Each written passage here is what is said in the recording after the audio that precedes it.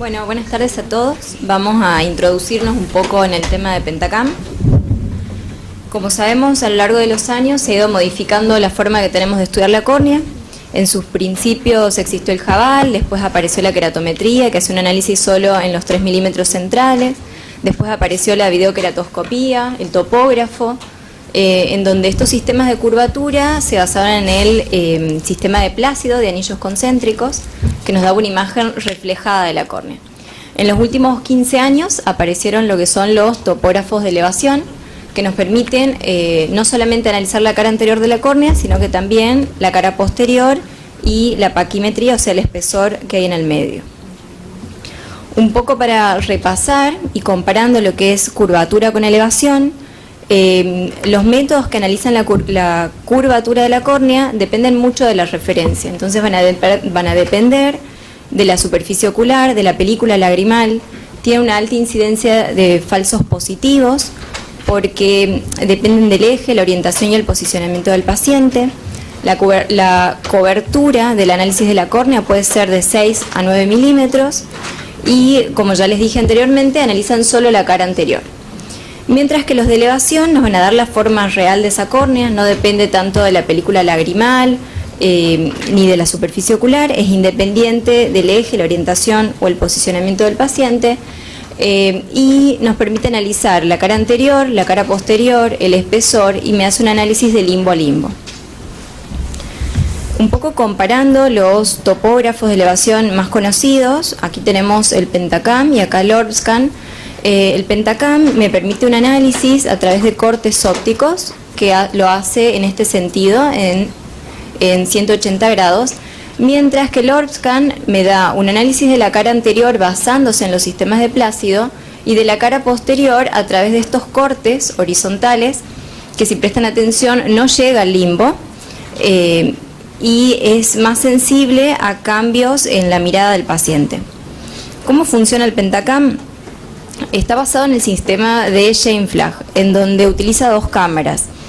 Una cámara central que se encarga de monitorear la fijación y el posicionamiento de la medición de la pupila y la fijación del paciente, y otra cámara que hace una rotación en 180 grados.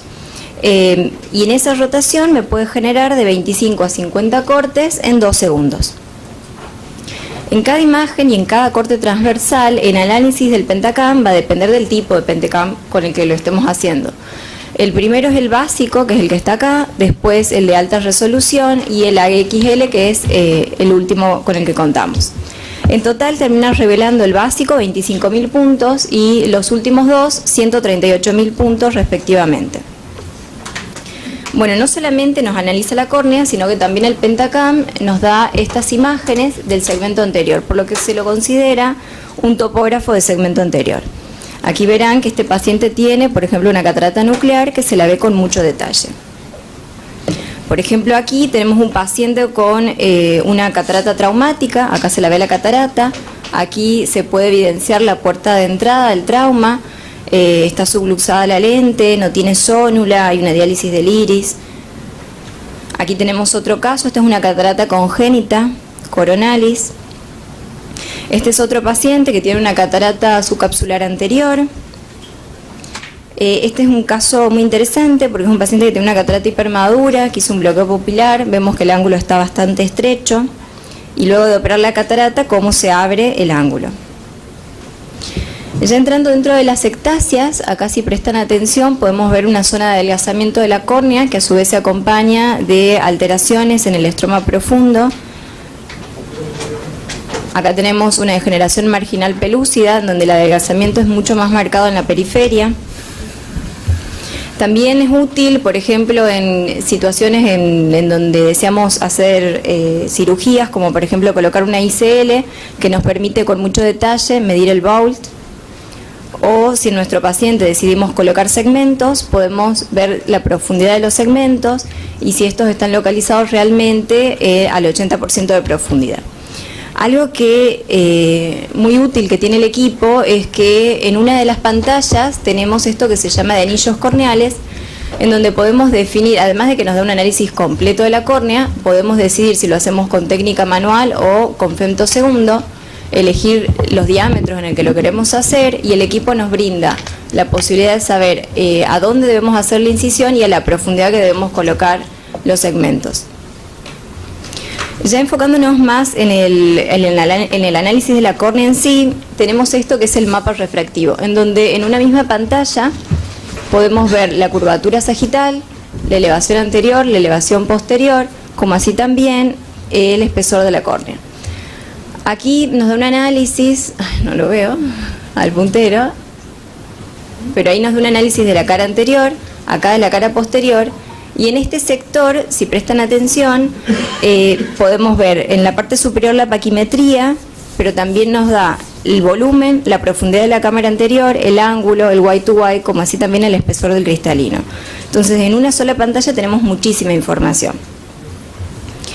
En este caso, acá tenemos un paciente que ha tenido una cirugía refractiva previa y podemos ver cómo hay un monio central que está aplanado, oblicuo, y que se correlaciona con la imagen de Scheinflag, en donde podemos ver ese aplanamiento central.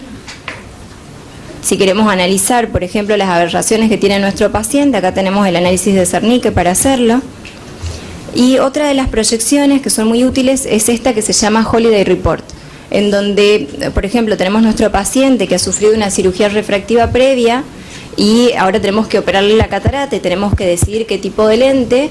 Esto nos orienta un poco, ya que básicamente en esta gráfica tenemos la distribución de las keratometrías, podemos elegir los milímetros, en este caso está en 4,5 milímetros. Entonces vemos que tiene un astigmatismo muy irregular y que la distribución de sus keratometrías es bastante amplio. Acá tenemos otro caso en donde tenemos un monio bastante, un poco oblicuo, en donde la distribución de las keratometrías, como ven, es un poco más acotado, no es tan grande y tiene sus dos picos centrales. Acá tenemos un paciente que tiene una córnea un poco más esférica, en donde la distribución de las keratometrías es menor.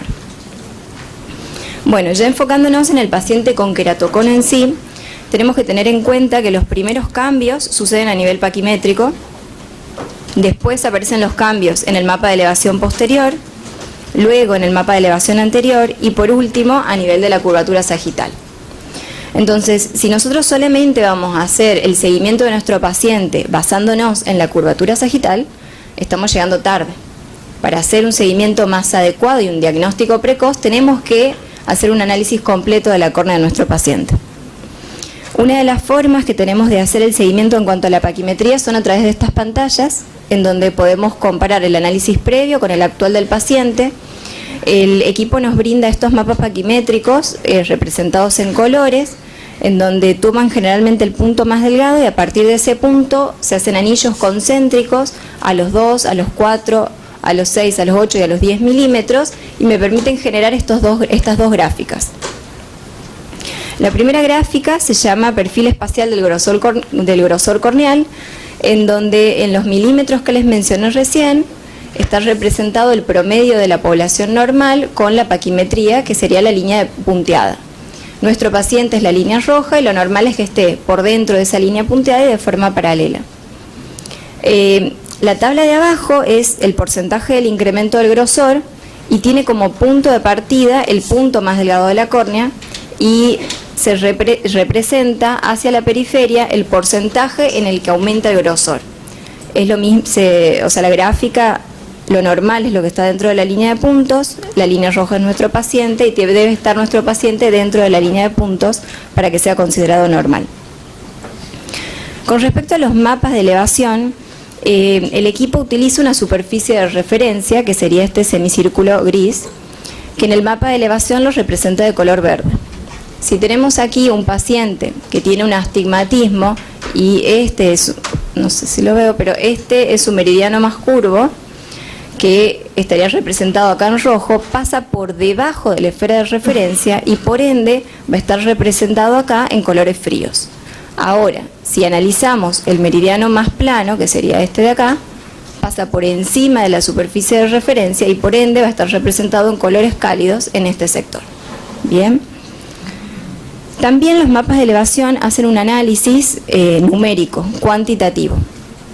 ¿Y qué tenemos que ver? Tanto en la cara anterior como en la cara posterior tenemos que saber que entre 12 y 15 micras es sospechoso, entre 17 y 20 es sospechoso en cara anterior y cara posterior, y por encima de esos valores ya se lo considera patológico y me da diagnóstico de ectasia. Ahora bien, ya cuando tenemos queratoconos muy avanzados, presten atención que en la cara posterior esto se representa con un patrón que se denomina isla central. Y si recuerdan lo que les había mostrado anteriormente, la representación en colores es bastante diferente. ¿A qué se debe este patrón en isla central? Básicamente que en las ectasias bastante avanzadas el ápice del cono pasa por encima de la superficie de referencia y por eso nos da una isla positiva, y como pasa por encima se representa en colores cálidos, mientras que la periferia de este cono pasa por debajo de la superficie y me da por ende un anillo negativo representado en colores fríos. ¿Cuál es la utilidad de este patrón en isla? Básicamente acá, que tenemos una ectasia bastante marcada, no podríamos saber cuál es el ápice o la real localización del cono, mientras que si estudiamos y si vemos la cara posterior, el patrón en isla nos muestra la real localización del cono y coincide con el punto más delgado de la córnea. Bueno, ya para finalizar y para llegar antes todavía al diagnóstico de ectasias, el equipo desarrolló este software en donde en una sola pantalla, que este es el Belin Ambrosio, podemos evaluar todo lo que es elevación con lo que es paquimetría de forma complementaria. Bueno, de eso va a hablar más adelante la doctora Vitelli. Y un poco a modo de conclusión, nos permite un diagnóstico temprano y un seguimiento adecuado de los pacientes con ectasia, analiza la totalidad de la córnea y nos brinda imágenes completas del segmento anterior como la de este paciente. Bueno, muchas gracias.